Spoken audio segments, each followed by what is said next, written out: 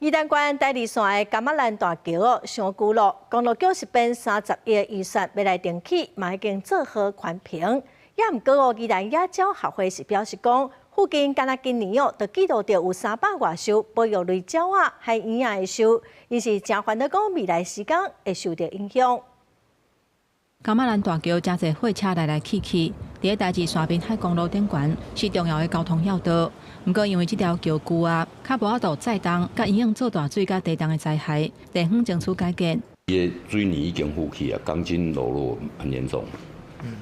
嘛有生锈腐蚀的问题。柑仔兰大桥有2.2公里长，下过宜兰河甲南洋溪，公路局启动改建的工程，初步估计工程的经费需要30亿，工期差不多3年。目前已经完成环评，进入设计的阶段。目前已经走到设计阶段了啦，它的环评、中规那个都已经核定了哦。不过，柑仔兰大桥改建牵连到南洋溪口重要的烂地，甲水鸟保护区的范围，恐惊会对附近的生态产生冲击。